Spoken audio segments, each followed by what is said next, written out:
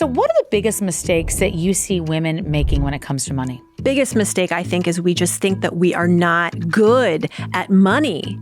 What? It's relentless. And we hear it from so many different places and ways. Know that this is not rocket science. It's very straightforward and simple. I can tell you how to open up an investment account this afternoon within, an hour for free. There is still a very stubborn sub-community of women who refuse to believe that money can and should be something that they need to care about. They think it should be the men in their lives who provide for them financially. Call it what you want. I'm gonna call it dangerous. Imagine a world where you can be the mom you wanna be the wife you wanna be, and be the financial badass that you need to be, because you live in a world that is not gonna wait for you to figure things out. Farnoosh Torabi is a leading personal finance expert who teaches women how to take control of their money, their mindset, and their future. It's long been proven from Harvard that when women don't negotiate at their first jobs, they're leaving so much money on the table over a woman's career lifetime. She's leaving about $1 million on the table because she didn't negotiate that first time. $1 million? So what do we do? Today we're talking about something that might make you squirm. Money. This topic made me uncomfortable for a long time. I avoided it. I didn't want to look at it. But that avoidance left me in a really scary place. I haven't talked about this openly, but my divorce left me over $100,000 in debt. I felt lost, ashamed, and completely out of control. And I never want to feel that way again. And I definitely don't want that for any of you. Money touches everything, our choices, our freedom, our relationships. But most of us were never taught how to handle it, let alone feel powerful around it.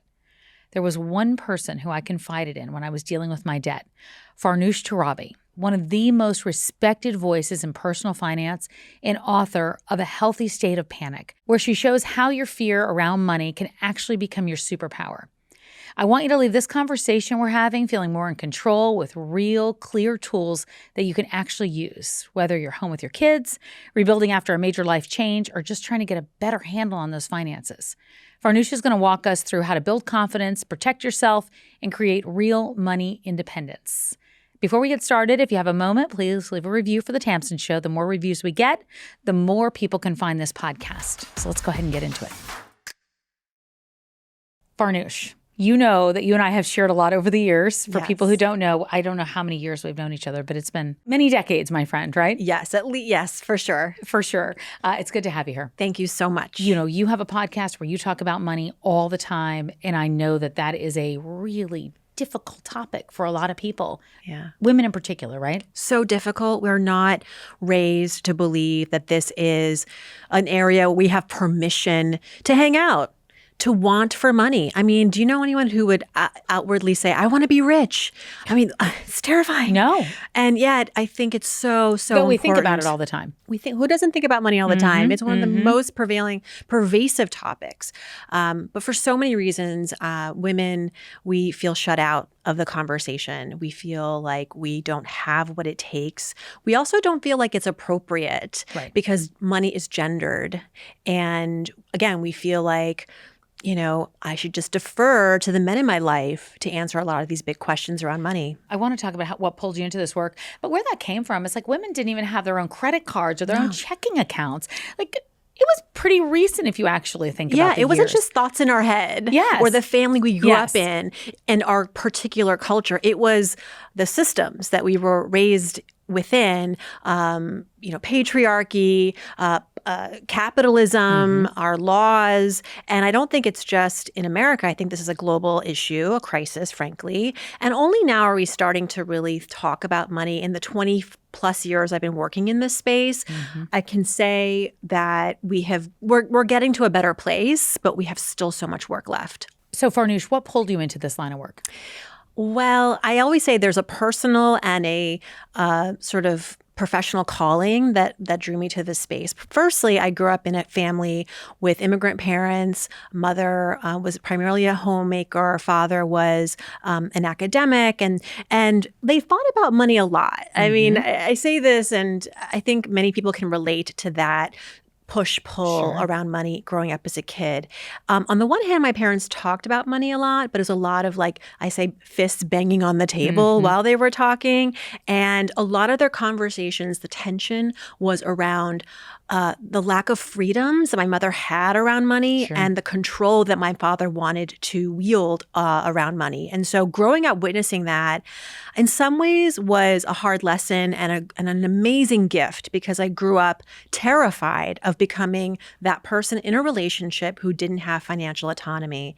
And so that shows up in my personal life, in my marriage. But that I think also is what drew me to the work that I do. And when it came time to study and figure out, the rest of my life in college, my father always said, get a return on your investment. And we weren't allowed to take out student loans, thankfully.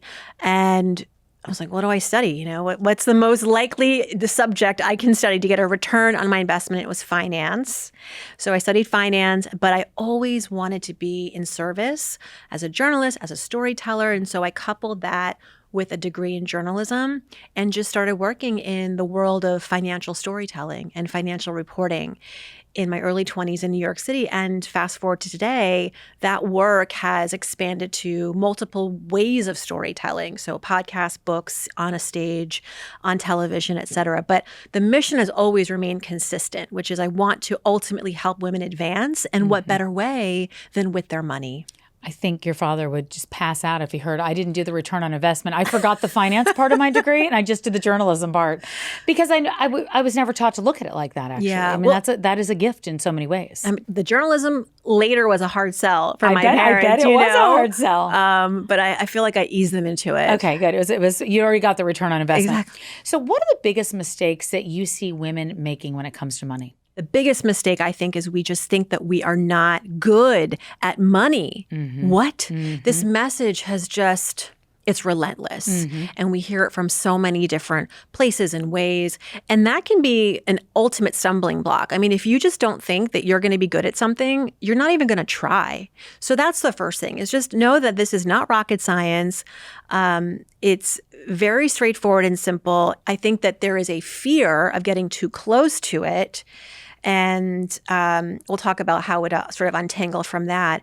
And then I think the other mistake is just not really prioritizing your finances. It's an afterthought, again, because maybe you'll think someone else will help me out, someone else will take care of this for me, that it'll figure itself out somehow, but it won't. We have to do it. Otherwise, no one cares more about your money than you, Tamsen. Right? Like who? I agree. Nobody. Your partner loves you. Yep. Your family loves you. Your friends. But money is so personal that it should be this way. I think it is right to say this is my possession. This is my territory. I'm going to take control of it. And I think, again, it's a mindset shift that is so critical that until we get there, the rest won't make sense. Like, I can tell you how easy the math is. I can tell you how to open up an investment account this afternoon within, an hour for free. Sure. But until we work on this piece of, I can do this, I'm entitled, I should do this, it's my responsibility, it's not rocket science, until you get, sort of accept that, the rest won't come to fruition. I love that you say that, because there's a lot that comes with it, right? And I think some of my early thoughts were, it'll work itself out, or I'll have enough time to figure it out. So I'm not going to deal with it right now, right? Because that can't be the priority. And I know what it cost me. I know what it cost me, because in my relationship, we threw everything together. My first marriage, we threw everything together. I had no idea about anything.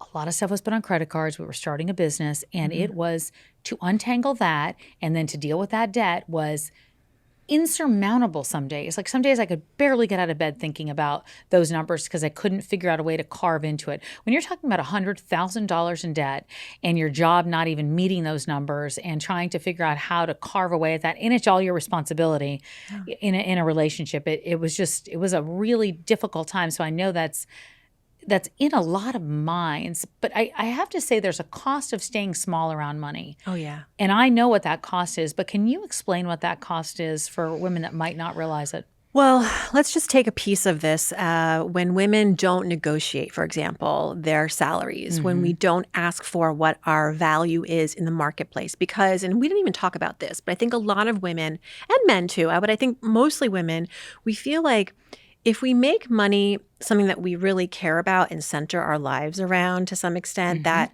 what does that say about us? Yeah. It's not virtuous, right? Sure. It feels greedy. It feels icky. And so Well, not to men. not to men, right? It's exactly. So again, let's get over that, please. I mean, it's easier said than done. But I think the cost to not, for example, negotiating for yourself, we know that just on that, so a lot of your listeners might be in their first job interview right now, graduating from college. It's important to ask for more than what is being offered to you. Employers expect you to negotiate. Don't be afraid. And you may not get the raise, but it's a muscle that you're flexing. And sometimes you will get the raise. And what studies have found, Harvard found that when women don't ask for more on that first job interview, that compounds over time. Because guess what? The next job is largely based on what you were making previously. Because you go in kind of trusting that this is like what your market value is. But if you're not actually earning your quote unquote market value because you've been playing small and you haven't been asking for it, then the next job is going to reflect that as well. The best piece of advice I ever got around negotiation was you don't get what you deserve. You get what you negotiate. You have to be, direct and ask for what you want, which again is very difficult when it comes to money. And I don't blame women. I mean, look, when you think about the workforce and our role in it, we have a shorter history than men. Okay. So with that has to come an understanding that we're just still learning sort of how to navigate our way through what is still often a man's domain, depending on your profession. But I do believe that when more women ask for more together as a collective, the needle moves. Women are afraid to ask because of they might fire me. My mother got fired in the 80s for asking for a raise. She did? Because she negotiated like a man. I just did a whole episode on this, that like how you negotiate as women. I don't like to live in a world where there are differences between how men and women have to negotiate. But the science shows that when women go in negotiating like men, that it does not work always in our favor.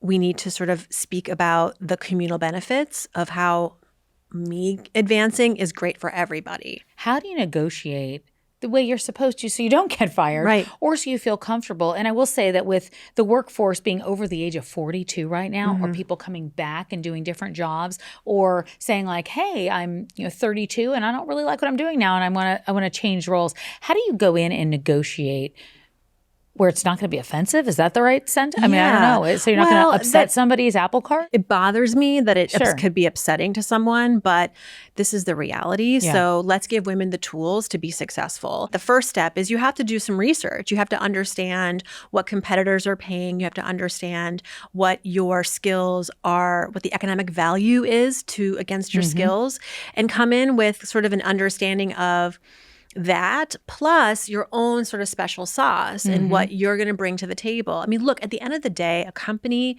wants to pay you money knowing that it's going to be a return on their investment. Your dad was talking to them. Yeah, it is numbers and cents, but it's also about kind of the grace that you bring to the conversation. So step one, do your research. Step two, it's about really understanding what the company, the person at the other end of the deal needs, right? What are they struggling with? What are they trying to, what are the demands they're trying to meet? And how are you going to fulfill that? So having a knowledge of how they're doing. And if it's a publicly traded company, you can look that up. You can see how their last quarter was. You can see their stock price. You can see if they had just a layoff. And so maybe now isn't the time to ask for the big raise, but you still want to ask for something.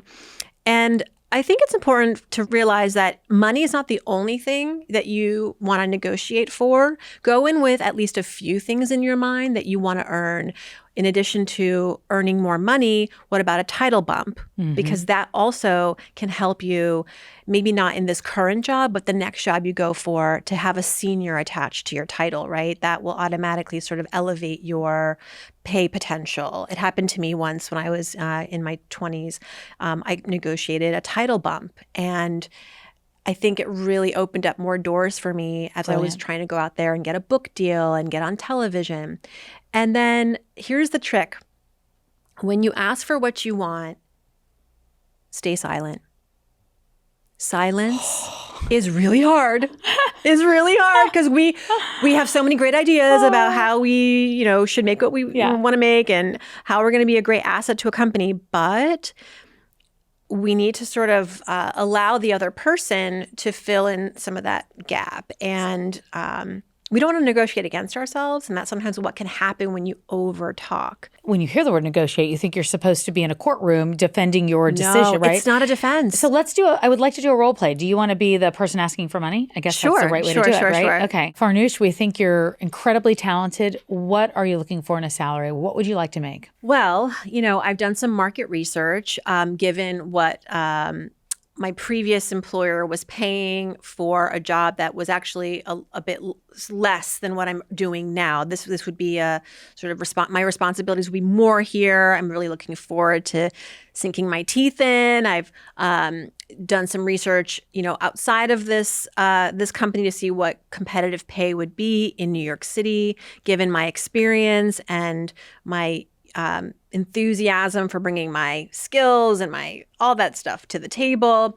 And now in my mind, I know in my last job, I was making $45,000 a year. This is not information I will tell the new employer, prospective employer. In fact, employers, it's against the law for them to ask you, at least in New York City, how much you made in your previous job. But knowing that, I want to go in and I've done my research, so I want to ask I think this job merits $90,000 a year. Then what happens? Then what happens is they say, it's silent. They're silent. I want people to have a lot of confidence in doubling maybe what they used to make, because here's what, I was going from a local news station to a .com that was publicly traded. Like, the finances are different. I know what they're paying their reporters. Some of them are making six figures. I see their stock price. It's very healthy. And where I was, it was sort of a local newsroom. Let me tell you, they would have walked you right out of there the minute you said that amount of money. No, because I probably asked for that where I was and they said no. But here's the thing too, before I went to the next job, I went to HR where I was currently working. And I said, what's my salary band?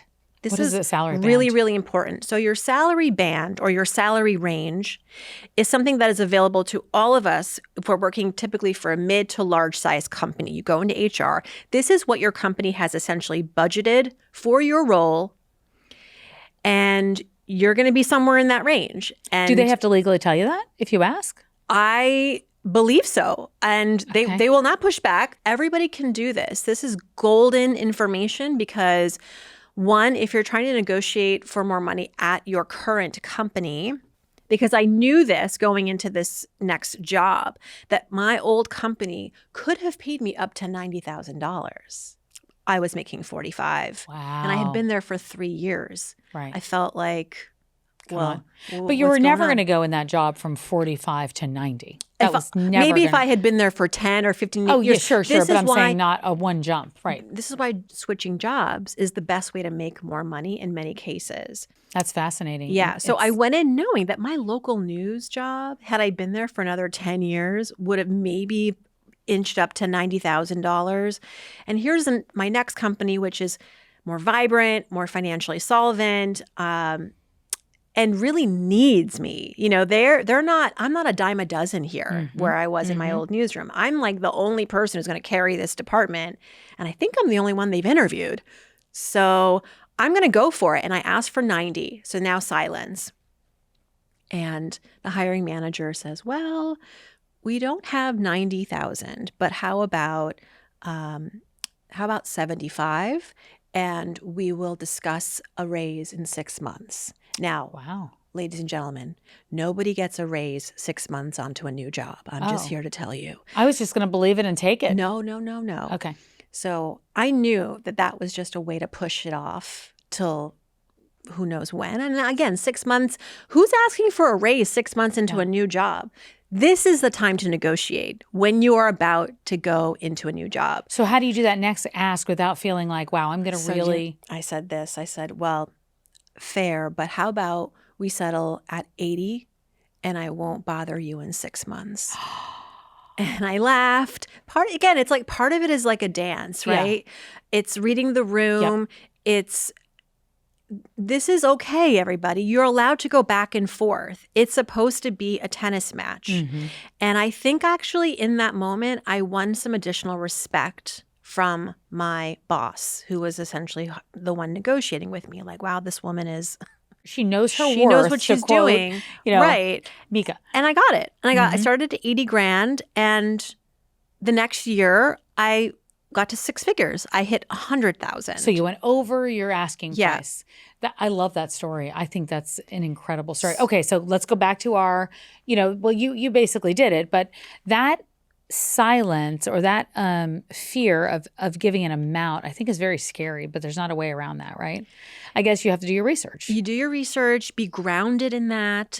Before I went in, I also spoke to others in my field who were a little bit further along than I was to get kind of their perspective, like what's fair, what's crazy. Yeah. And it was I'll give credit to my colleague at my old company. She said, in this industry in media, it's not unusual to go from one job to the next and double your income. It's just kind of, that may seem crazy in other industries, but also I was coming at 45. It wasn't like I was going from 500 to a million, right? No, of course. So do you think women should talk to each other about money? Is that something we should be doing? All the time. I mean, I love talking about money, and my girlfriends know that. And I like to, maybe they won't talk about money with their other girlfriends, but they know it's a safe space with me. Definitely. I pride myself in that women can come to me and say, hey, I'm up for this job, or I have this deal, and what do you think? And this is how we learn. And I would also say talk to men. Talk to men about money. So what are the most common fears you see women have when it comes to this conversation? Well, there's this fear of losing money and not having enough, right? That the bag lady mentality is prevalent, as unpolitically correct as that is. But it is very much like this fear of, I'm going to retire alone and broke and no one's going to be by my side. Women do outlive men. We are getting divorced. And so there is a likelihood that you will be on your own 2 feet. And if you don't have a foundation that is yours, that is a financial foundation that is strong and that is yours in those moments that may feel inevitable to some, that's terrifying. Let's go in to talk about solutions because I think that that's important. Where do we start with some of that? There are non-negotiables that every woman needs to have in place, whether she's alone or whether she's with a partner. You need savings. You need your own credit. You need investments, which would then support you in retirement and in your future. I'm not talking like trading stocks for the thrill of it, but to secure your future. So you need money for today and you need money for your future. And credit is sort of that bridge that allows us to— credit cards, but even like your student loans that you're managing well, building a credit history and a credit profile that is strong and reputable can allow you to borrow money at low rates to get the home, get the car, start the business, all these things that we want to achieve that takes a bit of financial engineering with a loan or a credit card. So there are just too many women that are dependent on others for these things. And I love that, there are so many women willing to be full-time caregivers in our lives. It's so important, right? There was a time and a place where I may have been very, how shall I say this? I was skeptical of like the stay-at-home mom path. I was like, how's this gonna work out for her? I'm worried about her, and I'm still worried about her. But my tune has changed to sort of focus on the solutions. Like if you're gonna take that path to be a stay-at-home parent, then you must please have a conversation with your partner about how your financial security can be secure. A lot of people are like, it's everything I can do to get enough out of this paycheck to even think about that. How do you create a rainy day fund? What needs to be in that? I know we've heard 6 months of salary in case but how do you even get to that place of the rainy day fund? Not even 6 months of salary. I would say take your bare bone expenses every month. Go look at your last few bank statements. What are you, and your credit card, what are the fixed expenses like your rent, food, things that you absolutely need to cover, gas, insurance, utilities. What is that? That's not including restaurants or clothing or gifts. It's just the bare bone necessities, and multiply that by 4, 5, or 6. Okay. Okay. And then I know that can't happen overnight. So start to get on a schedule to get that bucket filled, where every paycheck you're contributing 10, 20% to get to that place. So you want to automate. Automate is so important. We can't be trusted.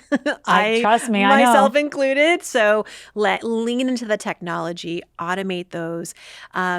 If you don't have your own credit card, because maybe you share one with a partner, and that's fine. I share one with my husband, but also have your own credit card as well. I have a friend going through a divorce, and my first piece of advice to her was make sure you have your own money in your own credit line. Yeah, I want to address people that are going through a divorce, might be contemplating a divorce, have gone through a divorce, because I do think that is a confusing part of things. A lot of times there's either, they have one account that they've done together, and if that's the case, that's great. But oftentimes that's not the case, and they've got a lot of things intermingled with that. Yeah. So you need to have if you can, get your own credit card now for the credit portion of that. To establish your credit. To establish your credit, to have runway as well. If you have to get your own apartment or just hire a lawyer, you have to start putting money on credit so that then you can pay it off. I know my friend who's going through a divorce is also looking for a job now. She hasn't been working for a while. She's just trying to catch up because it's hitting the fan, and she really needs to get moving. Let's talk about investments, because I think that was always a confusing place for me. I feel like my brother learned everything and I knew nothing. And I don't know when these secret conversations were going on or if they were. And I don't even think they were secret conversations. But for some reason, he understood it in college, and I still sometimes don't understand it. So let's talk about investment versus savings and what those two things mean and where to start. So when we're talking about saving your money, we're talking about money that you're putting aside that is accessible. We're not risking this money. We're not putting it in the stock market. We're just putting it in a bank account that is insured, and we have access to it in an emergency or through a checking account that is savings. Investments, I like to talk about investments for the long term. We're not talking about trading. We're not talking, often when men talk about investing, they're not talking about the kind of investing that I support, which is this idea of investing for your future in a boring portfolio that is diversified, that is low fee. They're talking about, risk and trading and buying this stock when it's low and selling when it's high. And that's fine, but that's gambling. And if you want to do that, it's a sport, go for it. But if you want to create a sustainable approach to investing, right? This is what I do. I have my retirement portfolio. A lot of us may have access to one through work called a 401k or a 403b. If you don't have that, outside of your employer, you can access an individual retirement account, an IRA. The idea is that you're automatically, again, contributing to this portfolio. These days, the portfolio is designed for you. Back in when I was starting, I had to pick it myself. And that was overwhelming. Like, how do I know what's going to perform well? But now I did that blindly. I was like, that's good. Sure. Sounds good. I had no idea. I still don't know. A guy at work, what are you buying? And at least we were doing something. Yes, of course. But now we have data to support that you don't have to get so much in the weeds of it. That when you sign up for an account at any of these online brokerages, the first thing they do is they ask you a series of questions, which will help them create a portfolio for you that is mixed with stocks and bonds, and it's adjusted for your risk. Like, you can actually tell them, I'm really not risky, so please be careful with my portfolio. And all you have to do at that point is contribute and be committed to that contribution, and don't touch the money. Right? I know the market's going to be up, down, left, right. It's not a bug. It's a feature of the stock market when things are volatile. Just ride the wave. Has AI made things so much easier, or should we be afraid of that when it comes to financial? So AI has been integrated into our financial lives longer Yeah. than we know. Yeah. When we talk about these automated platforms or robo-advisors, essentially those modules are using machine learning and like data to like basically figure out how to develop soundproof portfolios for us. And I do think that AI can be great to a point when we have questions about our money, you know, asking ChatGPT, what's the best credit card? Or I think for things that are technical, that the definitions are out there, but not to replace ever working with a certified financial planner, a human who can also understand what's going on. Because as you said at the very beginning, Tamsen, money touches everything. It's so deeply ingrained and personal that the computers and the robots only to a certain extent can help us. I agree with that. Though I do like it. I do like to pay attention to like recurring, you know, I like to have those systems because I think nowadays it's so hard. You're on Instagram, you're anywhere. You can make 1,000 transactions and not even really realize it. Like what hits your account now between Netflix and Hulu and So Disney much. and your phone, and then you're like, oh, I need this little thing from Amazon. I got to have it right now. And you don't realize what you're doing. I mean, we never had access like that before. You know how to get in the car, go to the store, walk to the store, whatever you're doing to make a purchase like that. It's a slippery slope. It is. And I joke because we're like, I got rid of cable, but now I have like 20 subscriptions with the Hulu and the Netflix and this and that. It's like I'm paying more for media than I've ever. You know how sometimes you just want to purge your closet? Yes. Like I'm right there. I'm in this moment now. I'm just like, I want to go through everything I own and start over. I think the same should be true with our finances. I think once a year, just really taking inventory of everything you're spending on, because a lot of it happens at 11 p.m. I noticed that. You know, it's like, I know. Wait, I wake up in the morning and an Amazon delivery comes and I'm like, what happened? A lot of women listening are entrepreneurs too. And I want to address that because I think it can make it a little bit harder to think about savings because you're not having to sign up for a 401k. You're not having to automate things. You're not getting a paycheck. You know, you probably get your paycheck automatically. But what should you do in that case? Are there some habits you should put into place to save? Well, can I just start with an incredible sort of reflection on entrepreneurship that I came across recently? I interviewed this serial entrepreneur billionaire, and I think I asked him something like, why are entrepreneurs so risk okay? And he was like, let me get something straight with you. Entrepreneurs hate risk, actually. Like we're not these like risk excited people. What differentiates us is that we manage for risk. We know risk is going to be part of the road, and the best entrepreneurs plan for it. Brilliant. They don't just, cross their fingers and dive into the deep end. They go in with a plan. They've thought about plan A, B, C, D, E, F, G. And those are the ones who succeed. And it doesn't take 3 days. It takes sometimes 30 years, but they finish strong.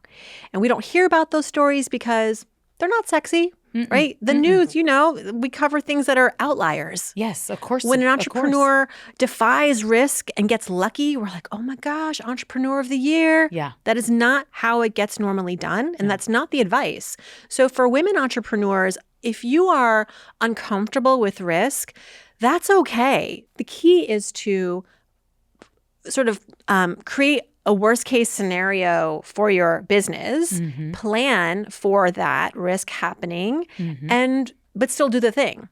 Exactly. Not do the thing. Right. And I think that's important. And so with that comes an understanding that this business can only succeed if I am financially solvent as well. That this business, although we love it and we want to give it our all, it is nothing if I can't pay my bills, if I don't have savings, if I'm, let's say, in a partnership and I'm the entrepreneur in the family and my partner gets laid off, well, now what? Right? That we have to, again, assume that sometimes things will not go our way. In fact, a lot of the times they won't go our way. So how are we going to sort of create these safeguards for ourselves? So again, having savings, and even more important for entrepreneurs, to have a longer runway for savings as opposed to somebody who has a 9-to-5. Sure. So we always say, 9 months to 12 months of your expenses. I would never recommend starting a business before you have some savings. So working in your 9 to 5 while starting your business is how most successful entrepreneurs start. It's what I had to do. I mean, Yeah. people are like, what took so long for you to do this? And I was like, what do you I've mean been what doing took it so for a long? while, right? Yes. Right. Yes, there's no question. But you've been strategic. Strategic about paying attention to what was going to be needed the day that I was not getting that check, every 2 weeks or whatever it was. Yeah. And pay yourself. Mm-hmm. Again, maybe it's not a salary that you're claiming, but that you are taking part of that earnings and putting it somewhere that the business can't touch. This is for yourself. You can invest in retirement as an entrepreneur. There are individual retirement accounts. Automate that. Again, maybe this isn't year one that you're doing this, but have it in mind that down the road, you want to have these bases covered. Are there tools or platforms that you particularly like or trust when it comes to financials? So I'm big on transparency. So for couples and even for individuals who just want to have a handle on where everything is, again, because we have so many different accounts, there are tools, and one that I use, it's free. It's called Empower. It used to be called Personal Capital, and now it's called Empower. And they do have like financial advisors and retirement accounts, but I just go for their free service, which is seriously, it's my husband and I both, we tie our accounts to it. So we connect our accounts to it. So I just go in and I just want to see where we are. At the top, it has our net worth tallied. So it's fun. You can kind of like put in your home equity and your car loan or whatever. Keep moving it up. Keep moving up. And also because it's great for couples who don't like to talk about money, but also know it's important to stay on top of their finances together and have that transparency. So I can see how he's spending. He can see how I'm spending. We can see how we're both spending, all on this one dashboard. Do you feel like women nowadays are getting more comfortable with the conversations about money?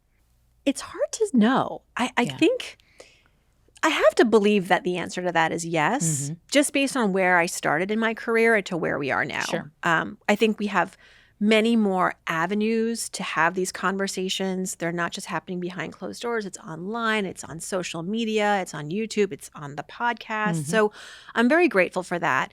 But at the same time, what I see happening, and I don't know if this is, again, a new thing or, again, because of the proliferation of media, we see it more.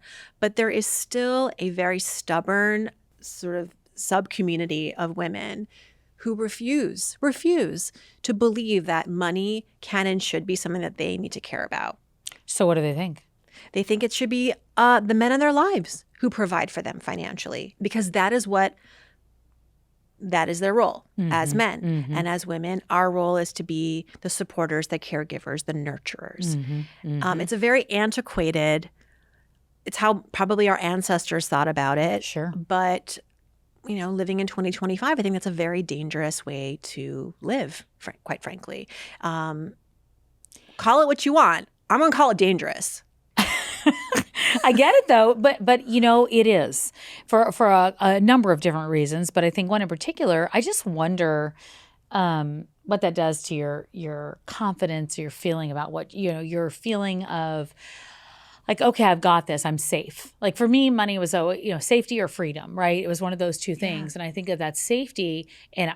Because I know when it was totally taken away and when I didn't, and I was panicked constantly, like, how am I paying my rent? I mean, New York City is not a fun place to be, 100,000 minus plus 20% interest rates on 5 different cards. You're moving around all the time. Like I've done empty apartments, sold furniture, sold jewelry, sold anything I could sell, so I feel like that confidence and that safety is very difficult for me to imagine, now. I mean, I just want to tell a trad wife, imagine a world where you can be your mom, be the mom you want to be the wife you want to be, and be the financial badass that you need to be, because you live in a world that is not going to wait for you to figure things out, right? Like, again, nobody's going to care about more than your financial life than you. And it's not because our partners and our families don't love us. It's just that life happens and we need to be the stewards of our own money. And if you believe that options are important, that freedom is important, if you are the kind of person who wants to have a clear exit strategy when life gets difficult, that comes with a price. And we're not meaning in a selfish way. We're saying it could be anything. There could be a health issue. There could be Absolutely. anything that causes those things. Anything that causes those Right. things. The systems are not designed to support us all the time. Yeah, there's not a safety net There's there. no safety net. Do you have some tips for the world that we live in where we are scrolling and shopping and buying and scrolling and shopping and buying, or just spending because you're trying to? I always think of The Millionaire Next Door, the book, a paragraph in there that was basically like that person goes to the store on the weekends and they're buying like pot holders and candles and anything they can do to pass the time. And then the millionaire next door isn't doing any of that. They're not shopping for knickknacks. They're not doing any of that stuff. They've got the old car, and they're the ones that are they've got the money. I wasn't even prepared to say this, but I think, because I know for me, when I fall into these traps of spending money that I don't need to be spending on things that I don't need, it's because I'm bored. I agree. Or I'm tired. Yep. So fill your schedule with experiences, right? Even if it's like, I'm going to take a nap. Yeah. Or I'm going to go for a walk. Yeah. Or I'm going to call my friends, because I think we are not at the expense of not doing these hobbies and activities and engagements with ourselves and others. We're on our phones, and the phones know how to get to us. Oh, like man, we can't. We're defenseless against our phones. But outside of that, I think it's also these boundaries that we have to consciously create in our lives, whether that's putting your phone not within hand's reach when you go to bed, going to bed earlier, waking up earlier, detaching your credit cards from a lot of these. Farnoosh. I know, you just gasped. You just gasped, Tamsen. I know. I'm shocked. I mean, it's annoying when you don't have it and you have to go get your wallet out and get your credit card out. But you know what happens between going into the kitchen to get your wallet to make the purchase because your credit card wasn't automatically filled into the account? You probably were like, I don't need this. You give yourself time. So what are some of those tips? Detach your credit card. That's a really smart one. It can be difficult to do. Very difficult. Keep your phone out of reach at night. Ariana Huffington would recommend this because, she was big on sleep. And she was big on sleep. So her advice was keep your phone in the bathroom and while you're in your bed. But it's also a great financial tip because you're not reaching for the phone to buy stuff. She used to have a little bed with Thrive Global that you would tuck your phone into at night. It was actually a charger. Yeah. And you would tuck your phone into the bed and move it into another room. Isn't that funny? It's great. It's great advice. And then I think if you are still shopping and leave it in your cart for at least 12 to 24 hours, giving ourselves, again, some time and space between a purchase, because shopping releases dopamine. That is a shopper's high. We talk about it. It's a real thing. Should we be thinking of retirement right now? Because I don't even know what retirement is anymore. And I feel like a lot of people are going to work right through these years, right? But should we be thinking of that time where maybe things are slower, or maybe you want to change what you're doing, or maybe you want to start a new business and you're going to need some extra money to do that? I would say think about how you want to live your chapter in life that we typically call retirement. Some people don't like the word, but whatever you're doing, it will cost. Yes. Retirement doesn't mean you can stop doing anything with your money or having a financial mindset. You still need to be careful about your money in retirement. And I think a lot of us, as we grow older, we're learning more and more about the importance of relationships and doing what we love, and second acts and third acts, and how that just reinvigorates us. And I think a lot of us are looking forward to retirement as an opportunity, not to necessarily, keep making as much money as we are now, but calling our own shots more and having more freedom with our work and our work choices. But definitely think about retirement in terms of the costs, because unfortunately there are just some stubborn costs in retirement, whether you're looking at healthcare, your tax bill, and saving for retirement, I think is so, so important, because I have learned about people who live just on Social Security, and some are very creative and they make it work, but it's extremely difficult. So what do you do right now to prepare for that time? A lot of people think, oh, I'm in my 40s or my 50s, it's too late. And I said, no, it's not too late. It's not too late. You will not regret arriving at 65, 70 with even some money, whatever money it is. So commit today to not just saving, but investing that money, again, in a diversified portfolio. let the robots figure it out for you. I have a whole like program on this on my site, but it is not rocket science. You can do this. Commit to, look, if your company offers you a 401k, try to at least do 10% of your income. If you're playing some catch up because you're in your 50s, increase your investment rate to 15 or 20%. What should your investment rate be for most of your life? So if you're starting young in your 20s and you're going to consistently be investing about 10 to 15% of your salary every year is excellent. Not every year you're going to hit that, but try. If your company offers you a match where they say for every dollar you invest, we'll give you $1 up to say 5% of your income, then contribute 5% of your income to earn that other 5, and now you've got 10. And if you're an entrepreneur, pay attention to what you can write off, correct? Oh, 100%. Someone should write a book like Everything's Write-Offable or something. I know. You know what? My husband, every time I say that, I'm like, it's a write-off. And he goes, everything is not a write-off, Tamsen. Right. So I've had to, really pay attention. It's true. It's true. But it's true, too, that as entrepreneurs, we have a lot of tax advantages, tax benefits. Even for startups, I'm starting up a company right now, local media, and it's been a while since I've started a company, but there are so many startup deductions that can help you save even like the little bit of money you're making as a startup to pay very little tax on that. What do you think a healthy relationship with money looks like? I used to ask folks on my podcast in the beginning of the show, it's been 10 years now, I would say, how would you describe your relationship with money? And oh my God, toxic, healthy, avoidance, non-committal. I think it would be relaxed. Oh, I like that. Okay. I want to be because I want to be a relaxed woman. I don't know. People are like, me too. Where are you at now in your career and your profession, Farnoosh? I'm just trying to be a relaxed woman, and with that comes knowing that my money is working for me, and I'm not chasing the dollars. And that's come from setting things up, automating things, paying attention, not having avoidance, right? Yeah. I mean, my best advice to anyone who's listening, who's like in their 20s or 30s is, if you need any excuse to invest, let me tell you, and this is, you're the menopause expert. Like, I'm going through perimenopause, I'm in midlife, and I don't want to work as fast and as hard as I was in my 20s. And it doesn't mean I'm not ambitious. It just means that's smarter. That's a different chapter. Smarter than what we were doing before, I want to right? work But smarter. there's more resources too for it. But with that requires some more breathing room to be more evaluative about things that I'm going to do or not going to do, saying no more. And so obviously that too means that maybe I'm not making, it's not a fire hose of income like maybe in my 30s when I was doing 18 different side hustles. So when I invested money in my 30s, outside of retirement, I was like, I don't know what this is going to be for, Farnoosh, but someday I won't regret having invested a little bit more outside of retirement just for the future, TBD. And that money has compounded now in my 40s, has given me more, I can rest better at night knowing that I don't have to wake up in the morning and like I did in my 30s with 2 babies and a mortgage living in New York City. Where's the next paycheck?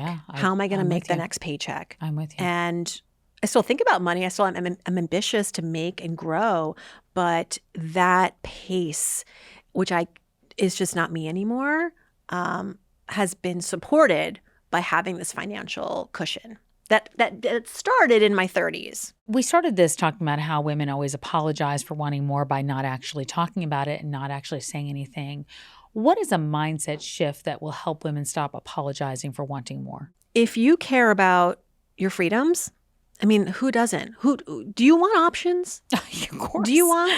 Of course. You must then care about your money. It's not something that you need permission. It's right there for the grabbing.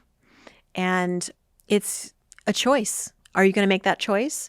And I know it can be scary, but as I write in my book, when we feel the fear at these really tough crossroads in life, when we're talking about money and work and relationships, when fear shows up, it is a voice that is there to guide you. It's saying, hey, this matters. Wake up. Hello, let's pay attention. It's not an excuse to run away or hide. It's actually saying, go do the thing, but you got to keep your eyes and ears open. You got to get a plan together. You got to get some more questions answered. So go fill those holes and then go do the thing, and you will be successful. I really would like to do a Q&A with you, with our listeners too, because I think that there's a lot of specific questions people will want to get into, and I know you have the answers, and you've got such a sound voice, so I so appreciate it. I'll be back. Thank you so much. Oh, thank you so much. I want to challenge you to take one thing Farnoosh suggested in this episode and put it into action today, even if it's super small. And if you did learn anything from this episode, as Farnoosh said, we want to hear from you. Reviews, comments, anything. It really helps the podcast reach more and more people who need these conversations. Thank you so much for listening to the Tamsen Show podcast, and I'll see you in the next episode. Hey, everybody. I want you to know today's episode was sponsored by MIDI Health. If you're ready to feel your best and write that second act script, visit joinmidi.com today to book your personalized, insurance-covered virtual visit. That's joinmidi.com. MIDI, the care that women deserve.